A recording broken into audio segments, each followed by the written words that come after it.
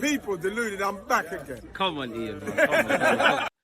Big man Ian Wright just said there, they've been crying for me to get the different knockback, and he's finally here. How you doing, my friend? I see you've got a new brand partnership. I haven't. I'm about to go for a run.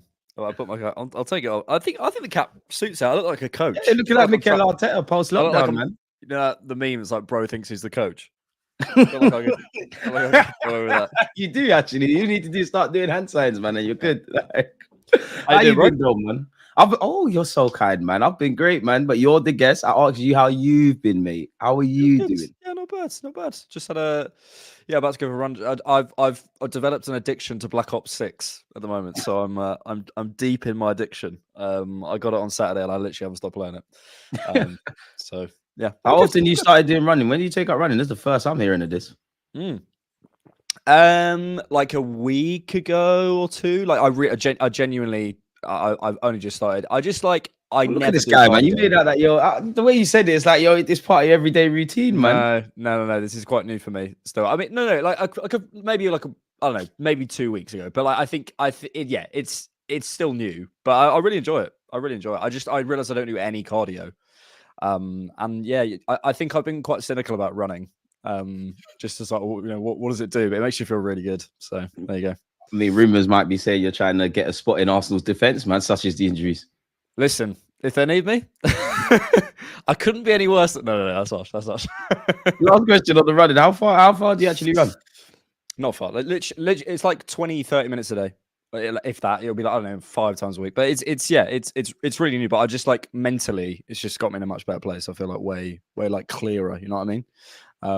And yeah, I think I don't know. I think I was like cynical. I was like, oh well, running won't affect me. Like, do you know what I mean? Like, I'm not like better than, but you're like, what's a run gonna do? And then you have a run, you're like, oh right, I feel really good. So, you try different things, you get different results. I might try that as well, because I run on the treadmill, but I just find it so boring and mundane. And I'm by no means a runner, but when I have gone for like a run in my local park or whatever, I have kind of felt better mentally, a bit like what you're alluding to. So I might follow your advice, man. Really, it just straightens it out. I mean, like we spend so much time like on computers, especially in what we do, right? We spend so much time on computers, and I just think that energy is just like, you need like some room to breathe, and like 20 minutes where you're not like on anything, you're not thinking about anything, or just like, I don't know, it's like meditative. I think you're in the zone. Yeah, and as I say, I think I was very much in the space of like, so run, who cares? But actually, it's been good. It's been good.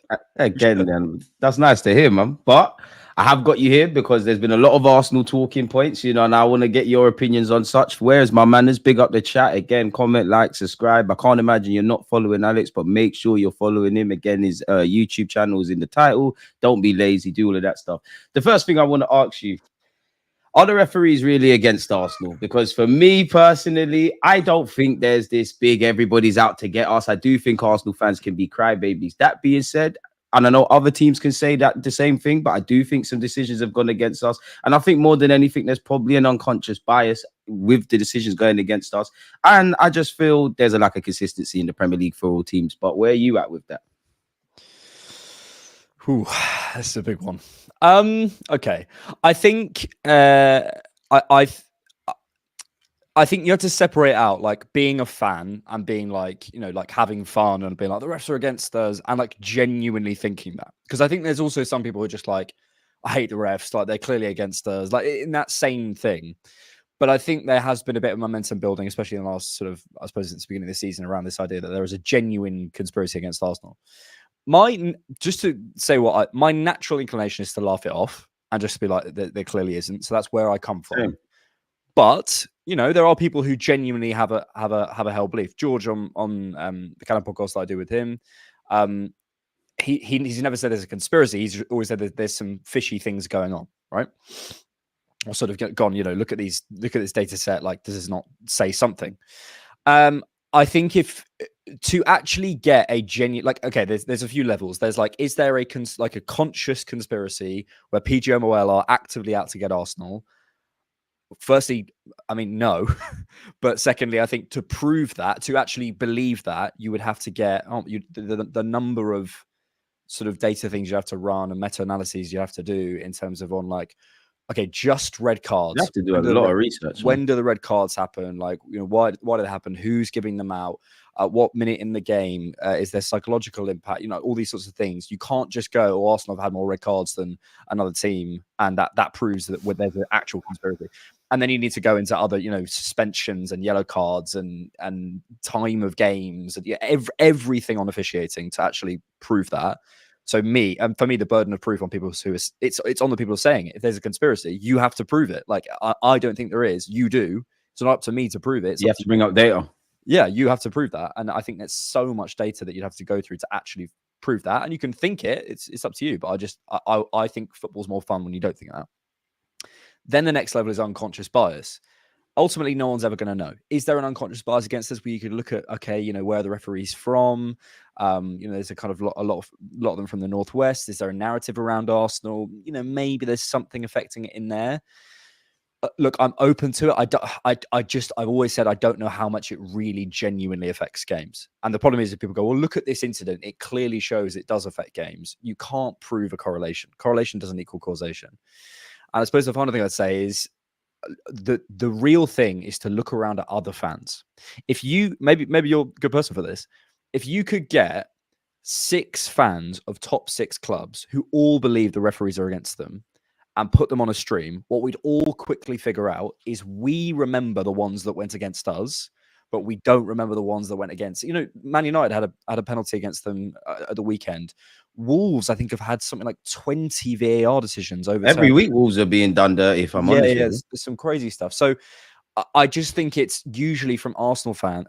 Look, put it this way: is it more likely that there's a conspiracy against Arsenal, or even a huge unconscious bias that's affecting us, or is it more likely that we're Arsenal fans and we remember the Arsenal ones and we watch Arsenal media and we follow our Arsenal creators and we see the, Rory talks ball tweets every week about the referees? Is that not more likely? I think that's more likely.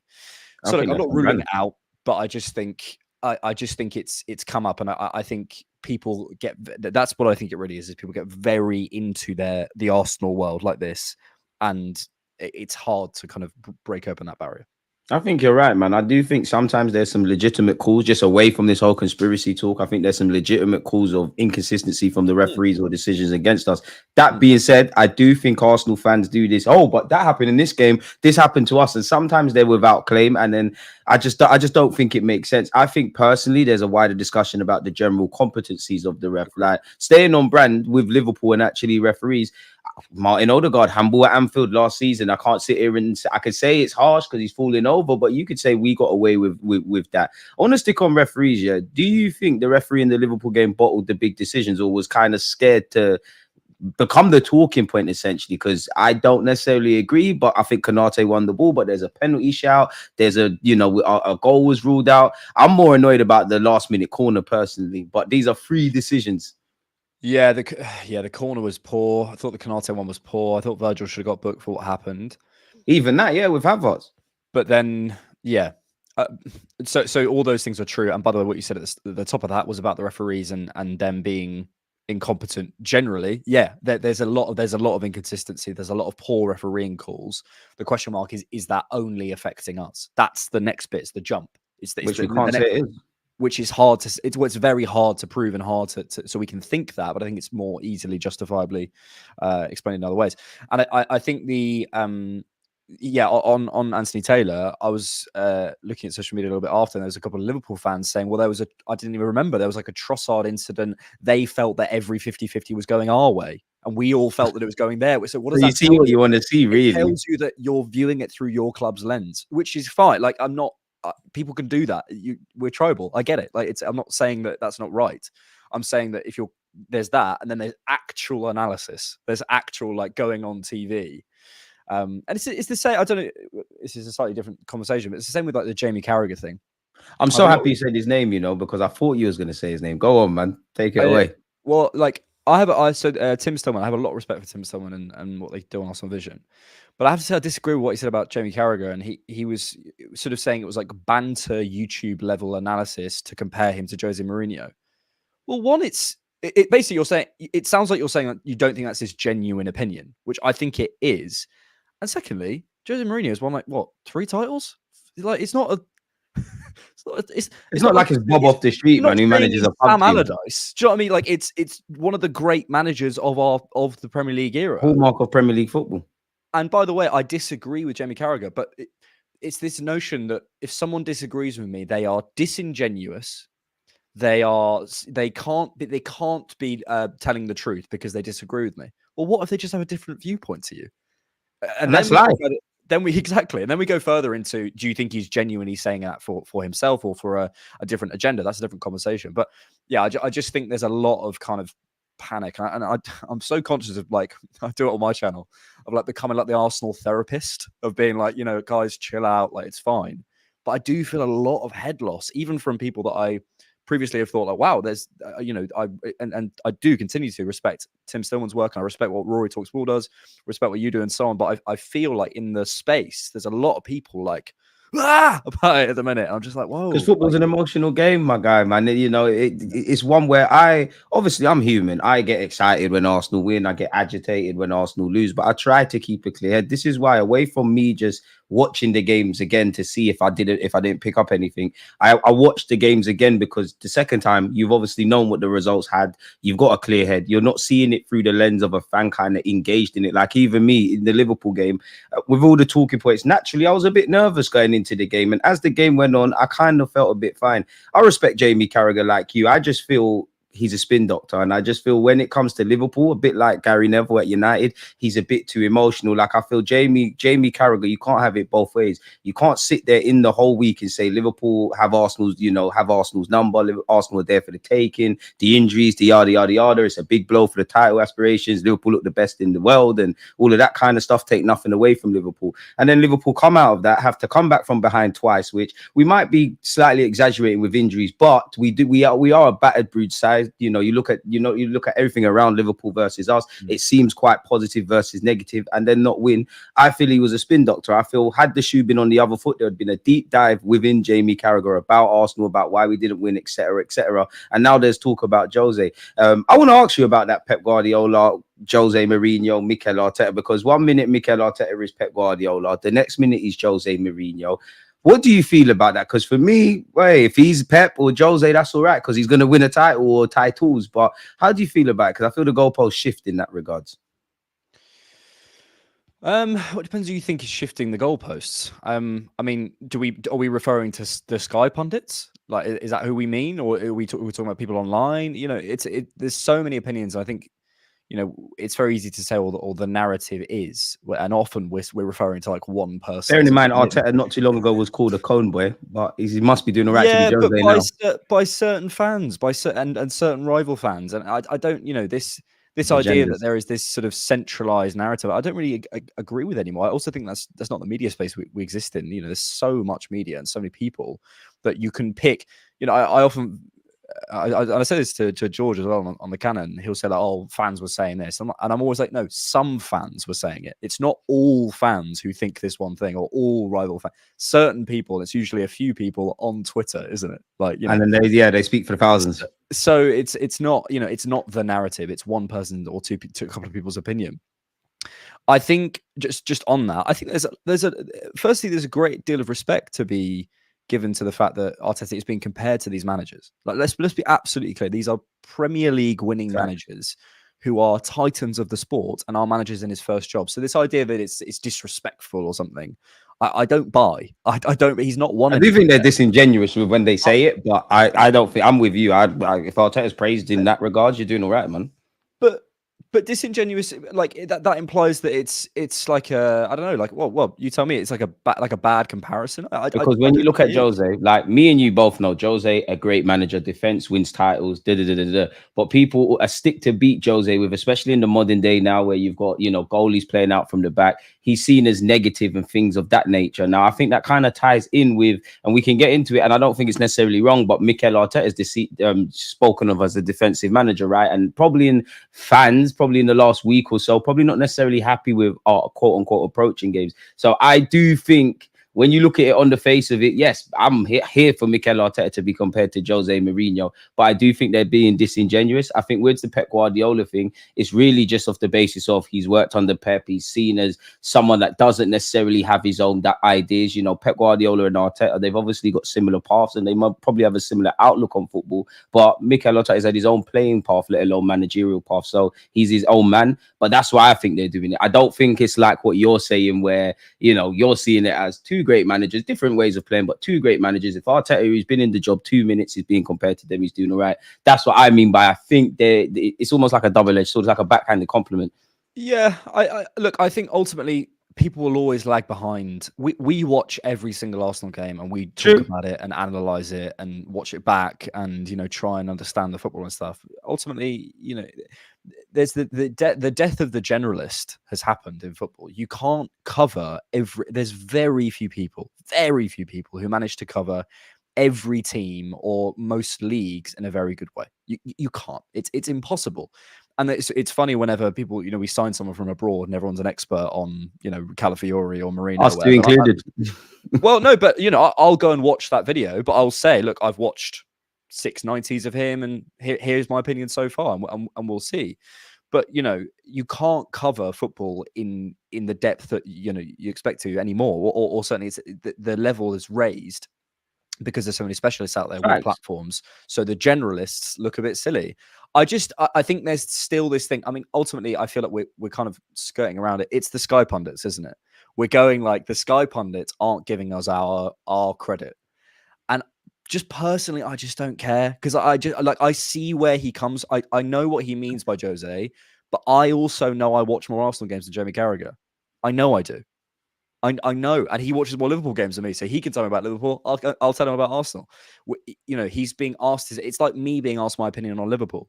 I've seen three of their games this season. I don't know, so I wouldn't expect my opinion to be taken that seriously. But you know, this is the situation we're in, where they're kind of the main broadcaster. So I don't know. I don't think it's a terrible comparison. I don't think it's fair, and I don't agree with it. But I also don't think it matters in any meaningful way.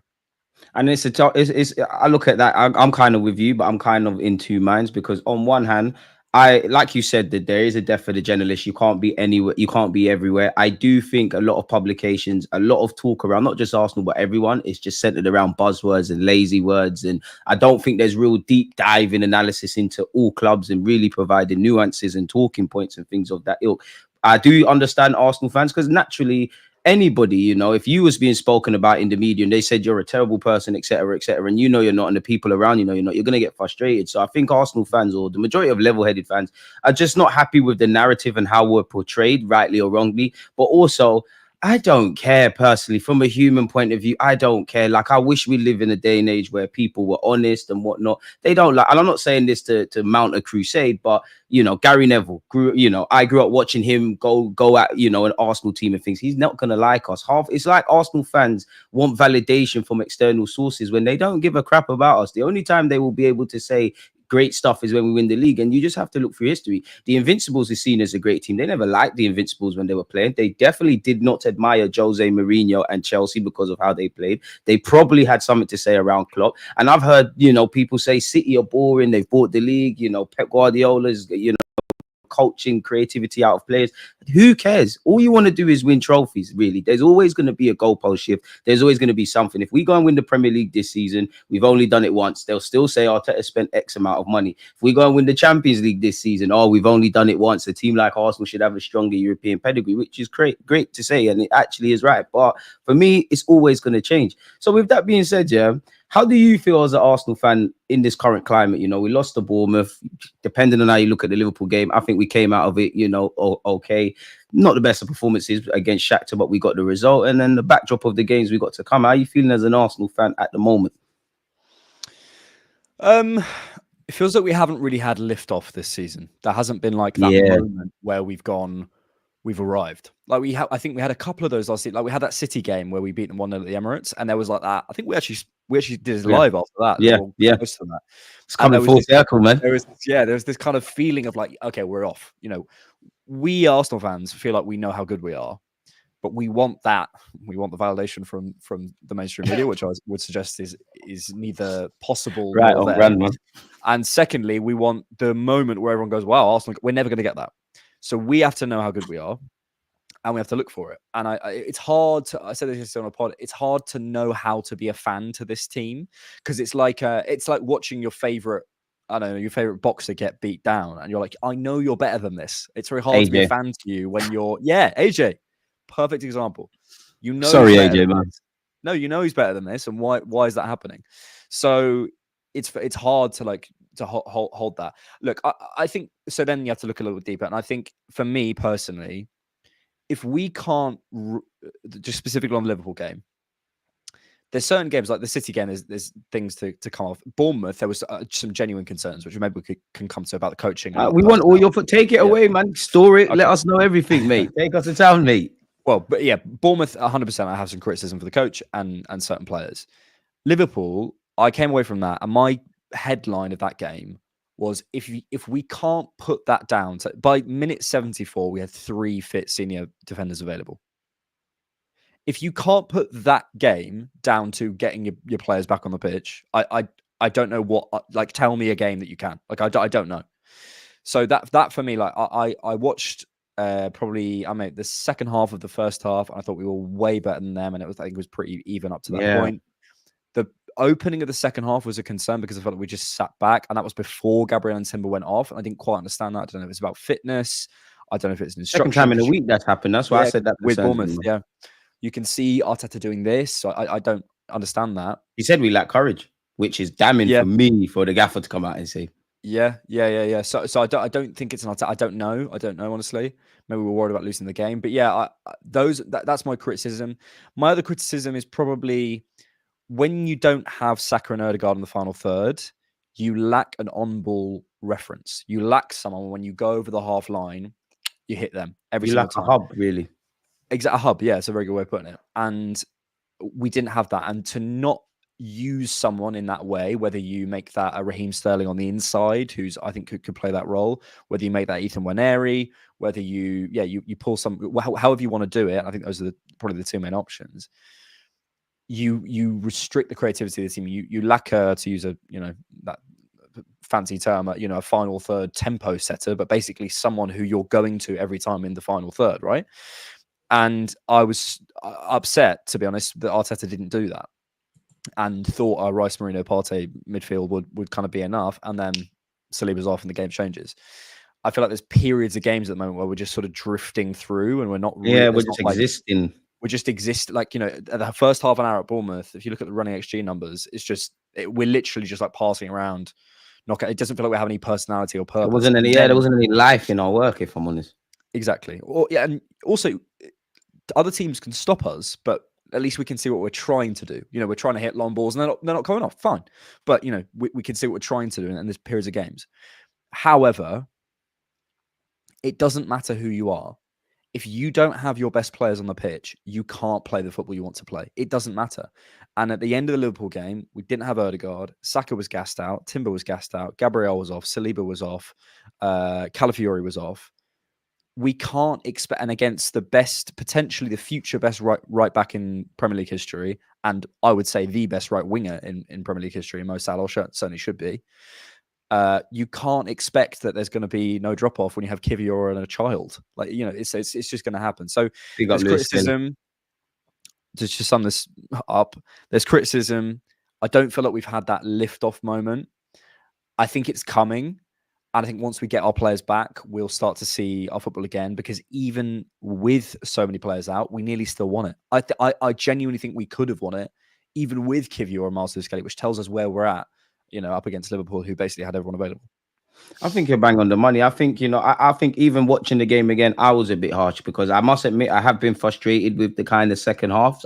For what it's worth, football's a 90-minute game. I don't expect Arsenal from minute 0 to minute 90. We're flying forward. We're just trying to score. We're very naive. We've kind of been through that as Arsenal fans. I don't mind this defensive approach, but I do think our defensive standards from back to front has kind of dropped off. So when you're sitting off and you're not really solid, you know, whether it's, you know, because I've seen this, as much as I agree with you about not having the hubs and players being missing, even when players have been there, maybe not to this level, but I still have kind of seen the same issues.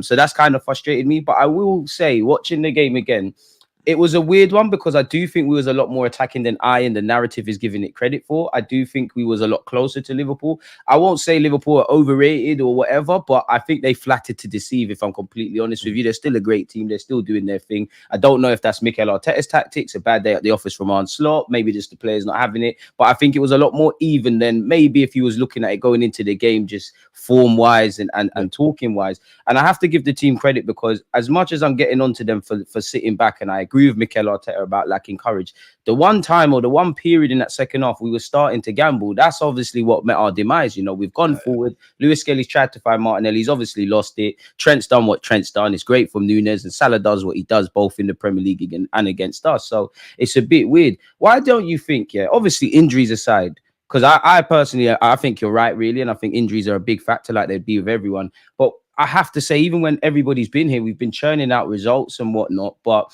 we haven't had that lift off. Why do you think we haven't had that lift off? And you could look at last season; we didn't really have it then, but we were probably a lot better in terms of that. Like, what would you put it down to? I don't know. I suppose when can you have it?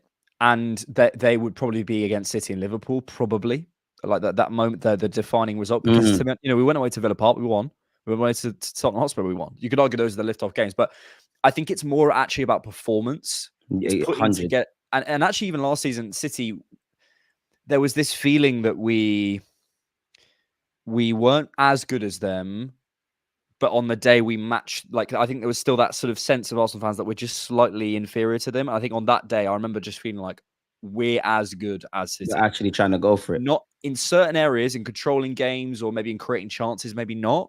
But in other areas, you know, defending our box or whatever, we're better than them. So I think it comes out as you know, in terms of in a football match, there's certainly things that we can do better than them, which is a huge moment, right? And I think this season you can't have that twice. So we come up against City and we show ourselves and we go, oh yeah, we're still very good and we're still better than them at certain things, and they're still better than us at certain things. It's going to be a good game.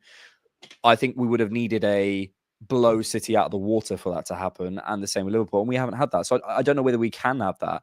I think it might have to look like a run similar to sort of January, the away wins at the sort of back end of last season. We'll probably need a run like that for us to finally feel okay, we've arrived in this season. It feels like we're still kind of I don't know, we've what's the phrase when the horse bolts the what's that called? The gates. I don't know what you're talking about. I've never heard that in my life. Different analogy. Like when the gun goes off and the sprinter's still got his head down and he starts to look up. That's the moment I think we're in, and we need to do that. And we haven't got there. And I don't know how that happens, because to be honest, unless it's like an away win at Anfield where we beat them 3-0, even if we just got over the line at Anfield, done that for us, man. Yeah, even if we just got it, wouldn't feel like that same thing. We need, or I don't know, we smash Real Madrid 3-0 in the Champions League, like that sort of thing where we go, there's a new level. There's a new level here.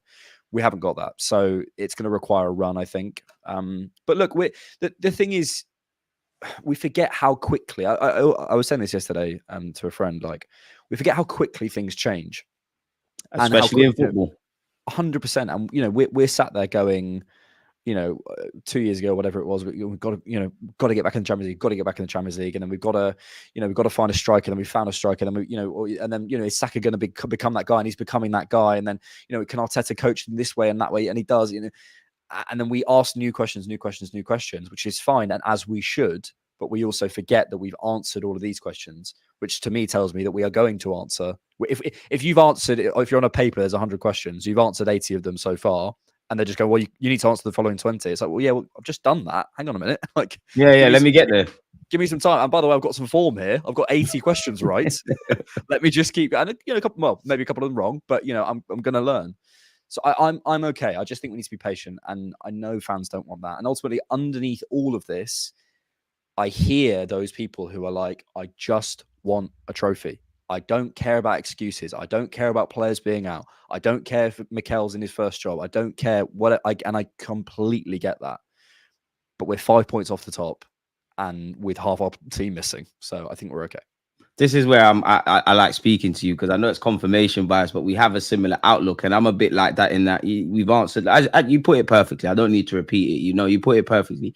But I must admit, in beneath all of that, as much as I have admiration for Mikel Arteta, for me, you can't have it both ways, or I can't give it to you both ways, Mikel Arteta, in the sense of I can't think you're this guy. I actually think you're a genius. I think you're a madman. I've been to a press conference. I think you've got aura. I definitely think you've got things wrong, but I think you've got more things right. I like everything you're doing. When did you go to the press conference? Sorry.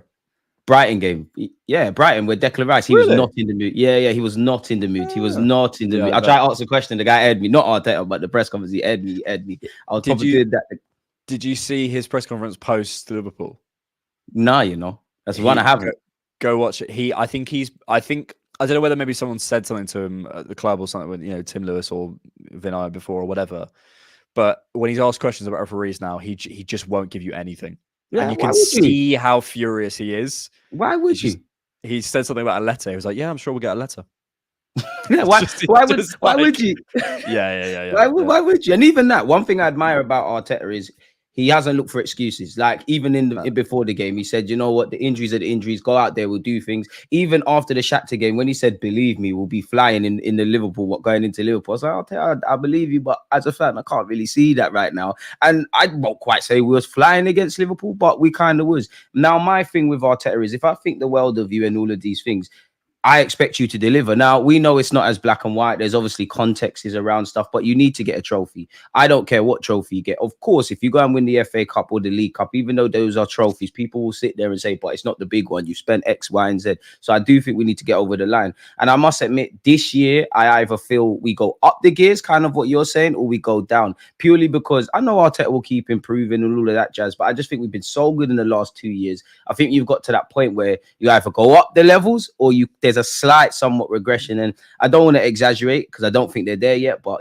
Ten Hag's left his job. Chelsea obviously look like they're building along. I said this before to you, like my biggest fear with Arsenal under Mikel Arteta would be we're ticking along, we're doing what we're doing, but we're not quite getting over the line. You look over down at your neighbours, well, not our neighbours, Chelsea, but you look at them, they've got their shit back in order. United are kind of back, and then suddenly it is what it is. Because I do feel in these last 2-3 years, bro, that this has been a great period for us to just scumbag some trophies, really, because we are the second best after City, really. Even Liverpool just got a new manager in. As much as they've been flying, it's hardly been amazing, really and truly. And I would hardly say they're invincible. So, like, do you feel this is a season where we either make great progression or we regress slightly?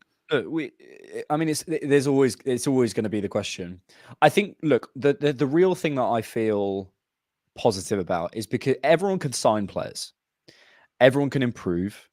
Everyone can get games right, get games wrong. But from a tactical perspective, and I think Mikel handles the media brilliantly. I think he handles player development brilliantly. I think he does everything right. So the question mark is on the pitch. Can he get over the line?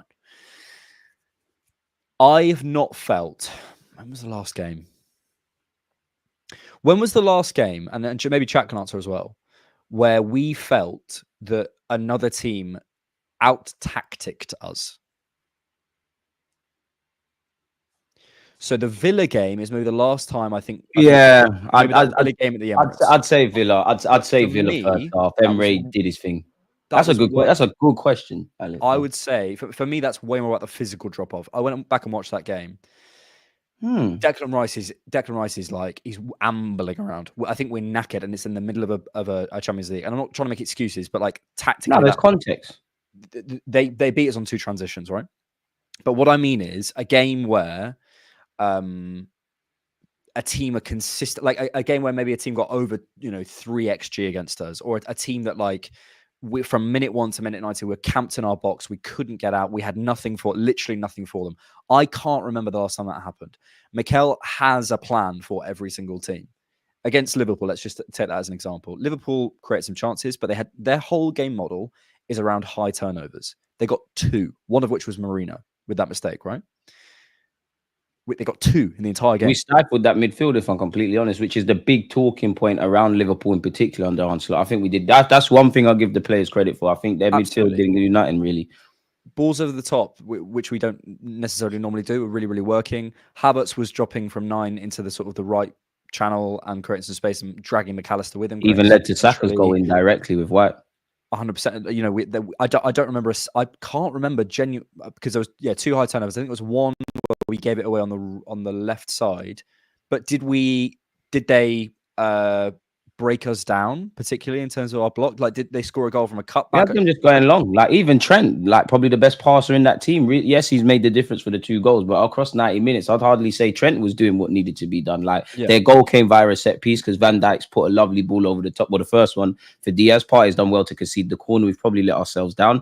I must admit, Mikel Arteta, 2 weeks now, we've conceded from set pieces. You've introduced me previously to a new life of not that. So can we get back to it? So, but you made a great point, like, because I was thinking about it, and I can't cop out and say every time we've lost, it's been because of we haven't been at the races or anything. But I do look at where we've dropped points or where I think our worst performances have been probably against, I'll take Fulham away. I think Fulham away last year, we just weren't at the races. So I think that's a brilliant point about that. But so our last loss was Bayern, right?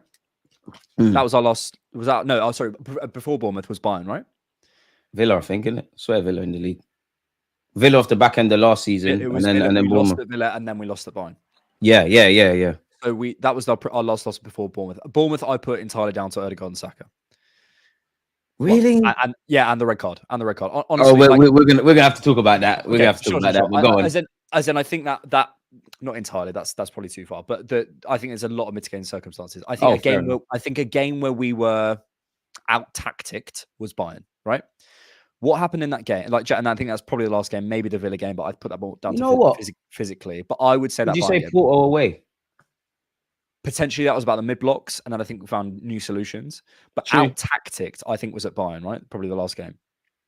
Gabriel had too many touches, and Gabriel is a brilliant player, but he's not someone who should basically they were completely crowding our right hand side and giving Gabriel all the touches. Gabriel is brilliant, but he's not an on-ball personality fiend. He's going to play it short, he's going to play a ball over the top, but he's not going to fire it into midfield. He's not going to carry. We go and sign Calafiori. So in that game, if that happened again, we'd have Calafiori to step over and go on the carry. If they're shutting down other areas, that's the spaces we have, right? So every time, and so for example, against City in 22-23, where we stepped up high, we didn't do that at the Etihad last season. We came in and got a result. And then we went even further this season and actually went to them. And obviously we had the sending off. But in that first half, we could see tactically we were on them. We were going for it. Especially in that little period where we got the 2 goals, or like we really looked at home. Man. That's why I'm gonna forever hate the rest for what they did with Trossard, man. But go on, man. Yeah, man.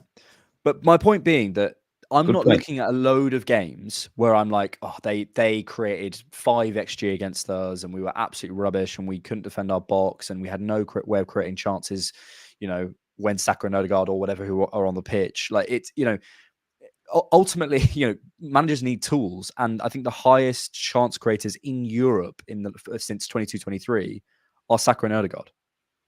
So yeah, of course we don't create chances with that. But and we could have done better. I said earlier, I wish we'd had Waneri. I wish we'd had Sterling. I wish we'd done something different. But there's going to be a drop off when you don't have those players. So tactically, I think he gets everything else right. And then the question is about the tactics. But tactically, I do think he's very rarely outsmarted. And when he is, he learns. You mentioned the name there, and I've seen your tweets, and I wouldn't say you're negative around Raheem Sterling at all, but you said something I agree with. It's like, Raheem Sterling, you need to show me something. And I know we're in the trenches because I think that reply is actually to reply to Reece Nelson at Fulham. That's how I know we're in the trenches because of that. What do you make of Raheem Sterling? I feel on one hand, he's not really been given a chance to expose himself like that. I do think he's looked a bit more positive in some of his appearances. And again, the man ain't been starting and not really been a main player to really have an opinion on, but yeah, I don't think we're really saying anything of significance. But where are you at with Sterling, man? When you sign a player, you give them a bit of time because they've got a 5-year contract or whatever. Especially when let's take Kai Havertz, right? He's a player we signed from another Premier League club. He comes in, he has a bit of a poor start. We're playing him a lot, in fairness, and we're going, where's he going to come from? Some people gave up at the time. if you go back, there was some concerns for me, and I wanted him to have a simpler role because I felt the midfield role was too complicated for him. That changed in about January, and here we are. I think with Sterling, because he is a short-term solution, he had to hit the ground running, and he hasn't. And I don't mean goals and assists. I mean impact. I mean stretching teams down the left or the right channel. I mean developing a quick connection with Ben White and Kai Havertz in that Bournemouth game, for example. I felt he just didn't know where to stand. He didn't know. Saka always seems to know when to come short, when to go long, when to combine, when to connect. I just don't think he had that. And then you're looking at not the wages because Chelsea are paying most of them. But I'm looking at someone like a Reece Nelson, and I'm going, okay, say in the summer, what we did instead was we got Reece on a 2-year deal and we gave him the same minutes as Sterling and he performed really well. Would we financially and football-wise be in a better position where we've got someone who knows Arteta, has been there for 4 or 5 years, then can sell him, hopefully at the end of the season, for a decent, 20, 30 million, if we got him on a decent contract and he played well. Point. Is there a world in which it's better to keep Nelson? I don't know. Look, I think people will say, we need patience. We need patience. You need patience for a player on a 5-year deal. When you've got a player and it's nearly November and they've come in on a loan and he's a 4 or 5-time Premier League winner, and I don't need a bit more, man. I don't feel like he knows where to stand. I don't feel like he's impacting games. I'm not writing him off. I'm just saying there's a question. There's a question mark there, and I want to see how it develops. And I would love for Raheem to have a breakout game against Preston in the week, score 2 assists, or just have a great game, and that we all go, here we are, and we have that as an option. I think at the moment, him, Jesus, and Zinchenko are all slots in our squad that I don't think we're maximising. It's looking dark, man. Where are you at with Zinchenko? Because I know he's had injuries, and I do think that's not an excuse for why you haven't come off the bench. But I do know in a couple of press conferences, Mikel Arteta has kind of alluded to, kind of when a player's back and they're on the bench and they come back from injuries, that doesn't necessarily mean I'm going to play them or whatever. But I personally think it's very telling. Big up Lewis Skelly. He's done very well. But I think it's very telling. Lewis Skelly won the Shakhtar game. I said on my live stream, I was like, Lewis Skelly, if anything, will come off that bench against Liverpool. And I said, admittedly, I might be reading too much into it because I just think I am. But I do think it's telling. I think Lewis Skelly is now ahead of him. You could argue, give or take, Kivior as well. I don't know what's going on with Zinny. Like he said, he's filling up a squad spot. He's got a 2-year deal. I don't really care how much you get paid, and I don't think he's a high earner, but he's probably near the higher end. Where are you at with Zinchenko in his stock at the moment, man? Because it's looking dark, man. It really is. This is before you talk about Calafiori and Tomiyasu, if fit, and all these guys. Timber, of course. I think he's lost the trust, and that's hard. That must be really hard. I also feel it with Jesus. He's lost the trust as well. And, there's a reason that Pep let them go, and it's because they're 100%. Brilliant. They're brilliant players, but they have a few key flaws that they can't seem to iron out their game. They're squad players, man. Unfortunately. Well, yeah, but for a team winning a title, the problem is in every position, you basically need perfection to go and beat City. You do, and I think Zinchenko just need a bit more from all of them, man. But look at their age. Are we going to see anything else? Like Gabriel Jesus, yeah. I've always said, and I got a lot of heat for this. I said, as much as I love him, and you know me, I always back the guy. I love the guy. I'm biased against Brazilians, but I literally said when we signed him, we are getting Lacazette, and I didn't mean that in a disingenuous way. Jesus, on his, maybe not so much now, versatility, proven winner, as you said, all of that kind of jazz. But I just felt a bit like a Disney movie in that we're signing him. He hasn't really been given an opportunity, play him up front. If he's great. And we all know how blistering those 6 months were. But then I also said, and while I agree with your point about, we need perfection, at one point, you just got to sit there and say, do you know what? I hope you score goals. You can do better. You need to do better. We're going to have some uncomfortable conversations in the summer, but accept him for it is. You're not a goal scorer. You're an adaptable, versatile squad player. If you want to do more than that, then you need to literally do more on the pitch. But I agree with you in the sense of, yeah, we need a bit more from all three. Now, Sterling's on loan, and let's be honest, it was a marriage of convenience. We got him on the last day of the season. It didn't happen in the summer for us. He needed a platform.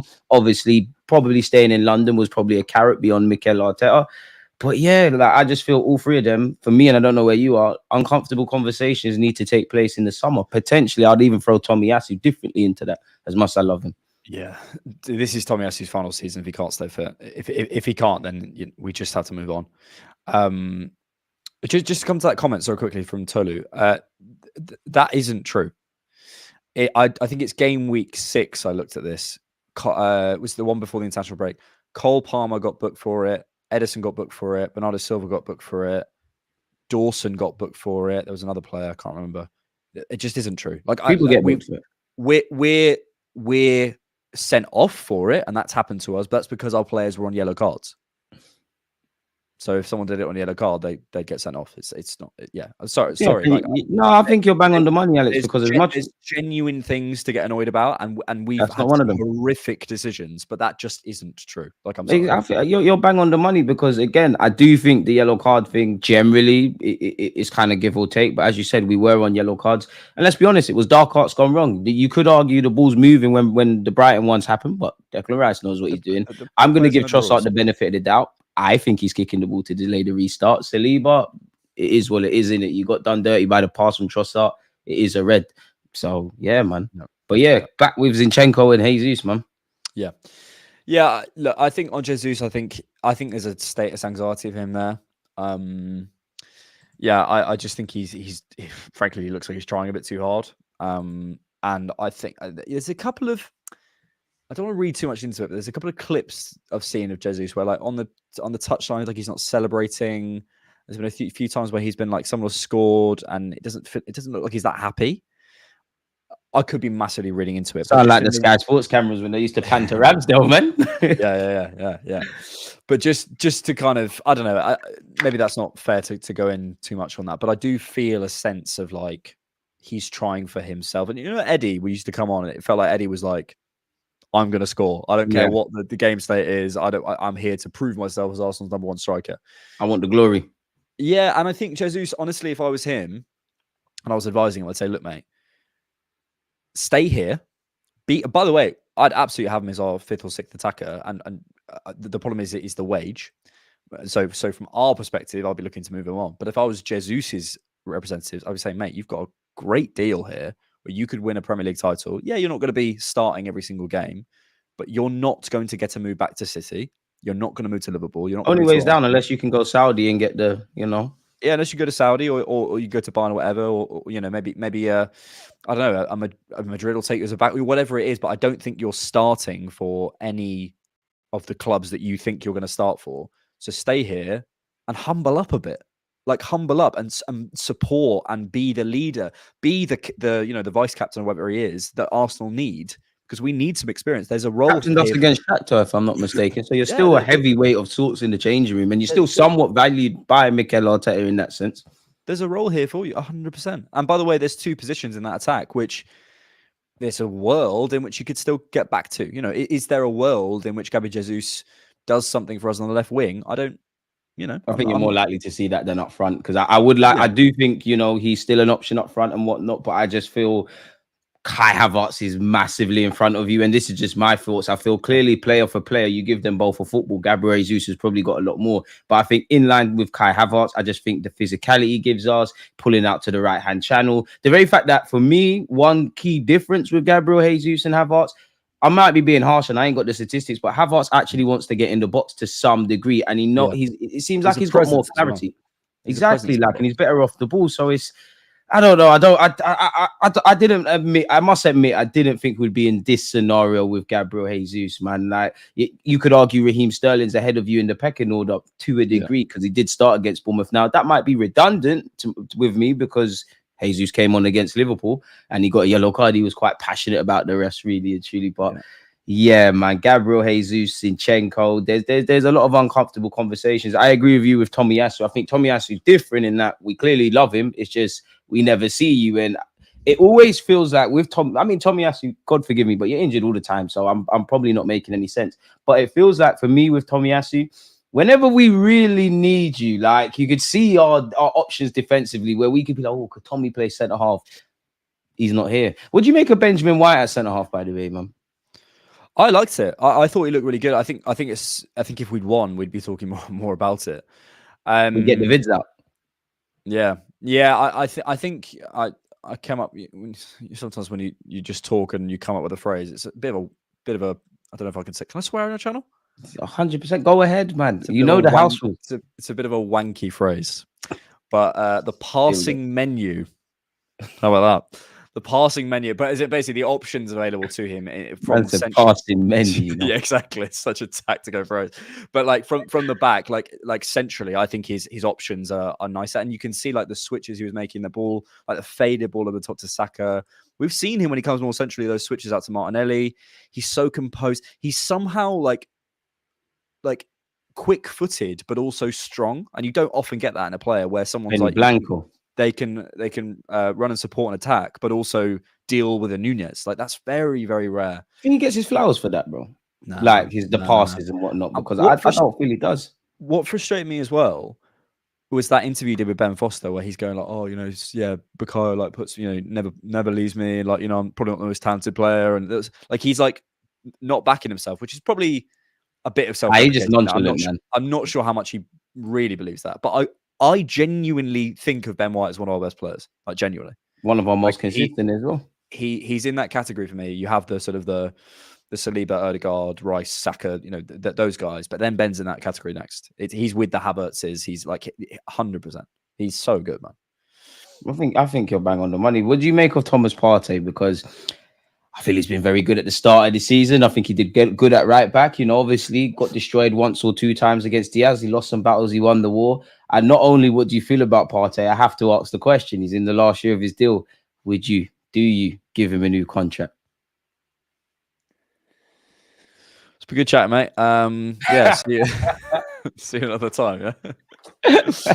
Yeah. Maybe. I think I was talking with George yesterday about this and about sort of what we have to do next summer. And we were talking about January. He was like, "Oh, we might have to do something because it feels like we've got a lot to do in next summer." And I'm like, "You've always got something to do in summer. You'll never get to a point where you've just that's it. There's always going to be churn from, I would say, if you're first 15. Beyond that, there's going to be players who aren't happy. There's going to be second, third choice goalkeepers. There's going to be a young player who wants to move on. There's always going to be this level of churn, contracts and all that. Yeah, you're right. Contracts, exactly. The only one that I'm looking at is that Partey Jorginho thing. One of them has to go, and one of them, as final boss Ben Odinson says, is that Mr. Blobby? Yeah, man, he's a madman. He's a madman. It's part of the furniture here, but he's crazy. Hi Ben. I think Partey Jorginho is the one I'm looking at, and I'm going one of those has to go. And right now, it would be Jorginho for me. Because I don't think you can have them both go. And what I'd love, because I don't actually think, if you consider we've got Rice, Marino, Luis Skelly who can play in there, Partey, I think we probably and Arteta still reserves the right to play Havertz in midfield as well, whether we like it or not. Oh, so no, I meant like deeper as a 6. Oh, fair. Unless you think Havertz can play as a 6. No. Havertz. I'm listening. Stay up front, guy, man. Yeah, I don't like that's for me. That's so Rice, Marino, Partey, Jorginho, and Miles. That's like 5 players who could play in there. I think we could get away with a sort of prospecty guy instead of Jorginho. I don't like. I think Rice, Partey, and Marino feels like a decent 3 to play in there. And Miles will be a year older and stuff. So I think we can get with a kind of a prospect to come in. I'd love like one of those, like, this is just a pure Football Manager thing, but I'd love like a Brazilian, you hear of those kids who are like, 14 and they're like winning the first league in Brazil. I'd love one of those guys to come over and show us. I'd love a Santi/S man in midfield. I just think we're missing that 8. It's weird though, because with Jorginho, I agree with you. I think there's a reality where both could stay, one could go. I think right now I'm a bit more skewed towards Partey staying. Of course, Thomas Partey, I think there's a correlation with you actually had a good preseason. You've been fit. You're putting in performances, and you had you're doing this at this moment. What was it, 2 years ago, where our first title challenge and he was ever present? In between that, it hasn't quite been that. So, and it's a big if, but if this Thomas Partey stays, granted, I know his wages, I know his age, but you could caveat that by saying Mikel Arteta clearly rates him, and can you go out and find another Partey? But then with Jorginho, and I know we're talking about on the field, and I really only care about on the field. I'm a fan. I'm not there at London Coley, but can you downplay Jorginho's impact off the field? Like, he's seen as a heavyweight.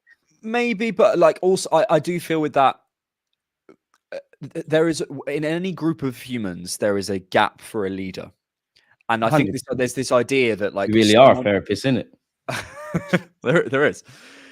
If you remove, there's this idea that if you remove the leader, there's just no leader. Someone will step up. Someone will take that role. Like it happens. I'm not your stepfather, but I'm the father who stepped up. Whatever it is, like that phrase, right? Like it is, and ultimately, I think you see Saka growing a little bit. You see Rice growing a little bit. You see Erdegaard. Like it, and Saka also becoming nasty now. I'm loving it. I can't lie to you. I love it. I absolutely love it. And Gabriel and Saliba, so these players have been around for a couple of years now, and they'll step up. I'm not worried about that. And I also feel, we'll have Trossard entering a little bit later stage in his career. I think he'll probably still be around next year. Maybe Jesus is still around. And we've got players who are sort of in around that late 20s, 30s sort of period. So I don't worry too much about that. I think there's always going to be new leadership. Ultimately, we need you to contribute on the pitch. The one that I do feel, maybe if you look at our age profile, apart from Ethan and Miles, I think we do miss maybe someone in that sort of 19, 20-year-old category, like players in that sort of era who are still trying to prove something, because you need that energy. Any good title-winning team has a blend of everything. Marquinhos return? You can't have a load of 23, 24-year-olds, which we have, 17 and 18-year-olds, and then 30-year-olds. You needed something in between. I think you're bang on the money with that. You mentioned Moreno. Now, this is someone who I feel there's been a lot of extreme opinions, like he's going to change our well, Xhaka replacement, dual winner, which a lot of this could be true. He obviously got injured. And then I feel people went the other way. Like they kind of, not everybody, and going back to what we said earlier, but like social media rhetoric, they kind of writ him off, if I'm completely honest. I think the only concern you could have about Moreno, away from just non-biased concerns about a player, is the Bournemouth game. And the Bournemouth game, everyone was rubbish. And I felt Arteta gave him too much to do, probably tried to overcomplicate midfield. But other than that, he's been okay. Now against Liverpool, bar that dodgy little moment for Salah, I think he was quality. But what have you made of him so far? And what do you make of him going forward? Like in general, in terms of, do you reckon he's going to take Partey's spot? I just think he's always going to be the kind of the facilitator. I think he'll play a lot, and I think he'll probably get his flowers, that phrase, eventually. I think when he signed, I was a bit confused, but I kind of get it now, certainly.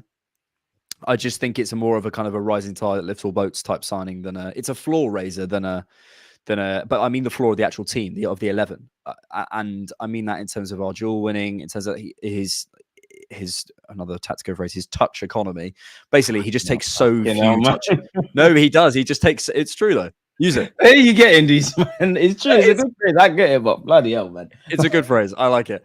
But it's basically the idea that he literally just receives it, moves it on. And he's always stood in the right place. He's always at the right angle. He always receives it on the right foot and plays it off the right foot. Knows what to do. The right pass. Like, I think the thing with him, and Mikel's kind of mentioned it a few times, is I think he needs to believe that he's good.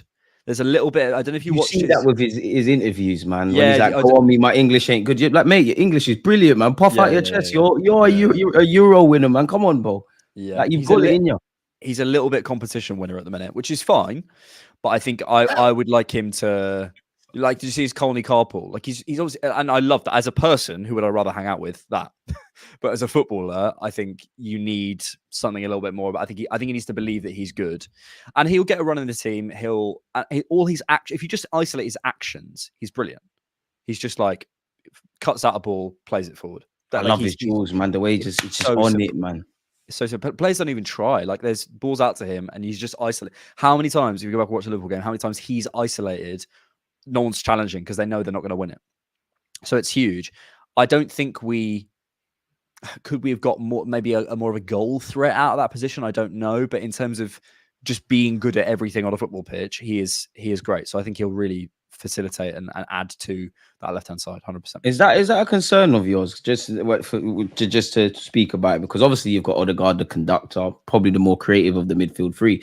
I think Rice was brilliant against Liverpool. No coincidence. He's back in the six. Yeah. He's at home. He's doing his thing. You know, Partey was playing right back, but give or take, when he's been in midfield, he's been great. And Moreno's finding his feet. But you mentioned it. In terms of goals, I don't think we have that. In terms of, tempo dictators, I don't necessarily think we have that. Now, maybe Arteta doesn't want that because indirectly, you look at Calafiori, what he's doing in the inverted role, maybe that's a way around that, and he purely wants dual winners. But what would you make with that, man? I think he added a bit of impetus to the team with Calafiori and a bit of kind of rogue kind of mercurial quality or whatever, and therefore it's Mikel who's going to balance it out with a bit more conservatism and a little bit more stability. 100%. Which is fine, which is absolutely fine, and he's right to do so. I think for me, I felt there was a version of Arsenal this summer where we could have signed a more rogue attacker and then maybe gone a little bit more defensive in the midfield, even more than Mourinho. We go someone who's I'm not saying an Ugarte, but that sort of player.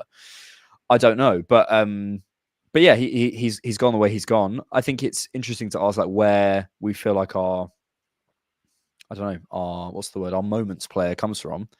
I'm not saying it is the fullbacks, but in terms of the sort of the impetus of the team, I think we've added that with Calafiori, and especially with Timber as well. I think we'll see more over the course of the season where he's stepping forward as well, and therefore the midfield need to balance that out. So if he feels that's where our impetus comes from, then I'm happy with that. I think you're bang on the money. What else have I got to ask you before I let you get out of it? Yeah. My final one for you would be, final two questions. The first one would be, with Gabriel's potential injury, obviously Tomiyasu and Odegaard and Calafiori and Timber potentially being out.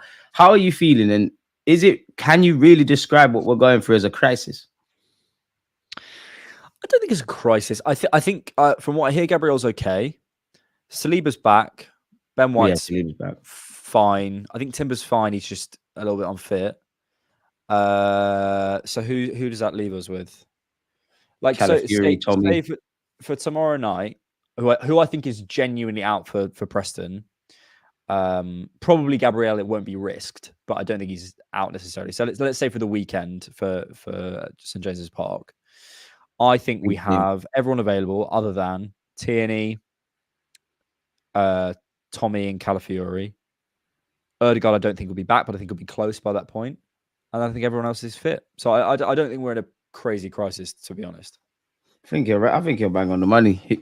Who do you start against? Last question then. Who do you start against Preston? I'll help you out. I think it's safe to say you want to see Lewis Skelly and Ethan.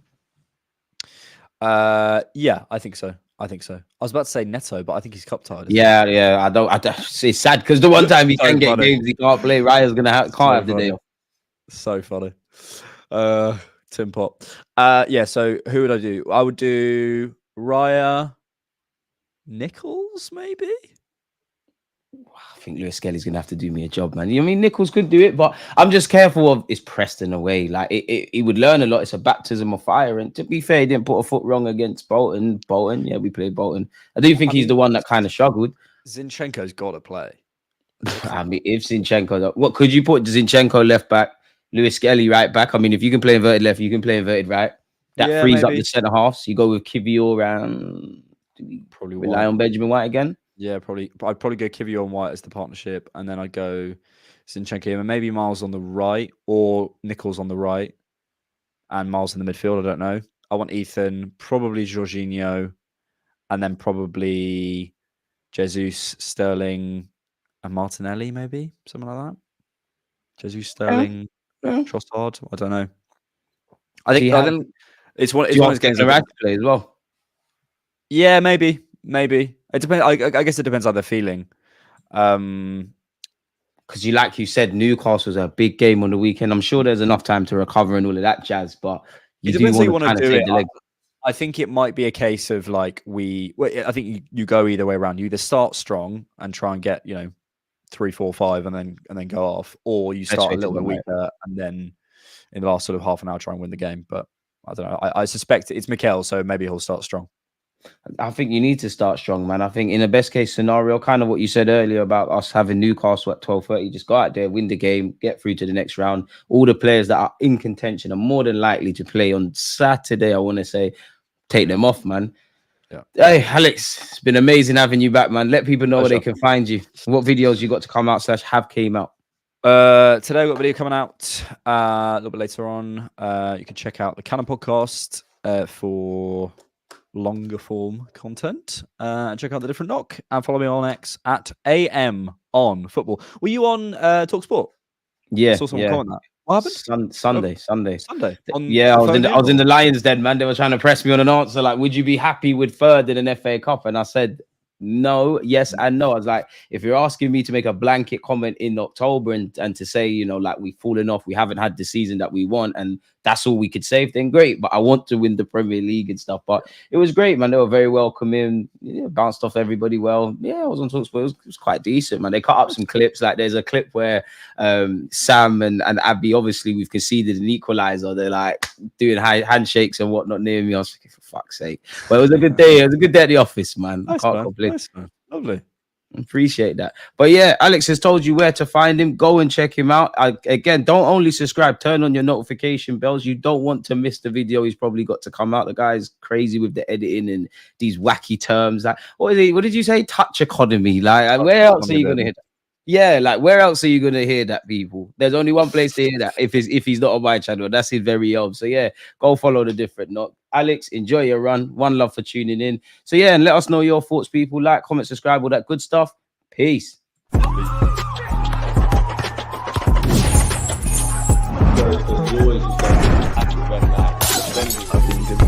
Like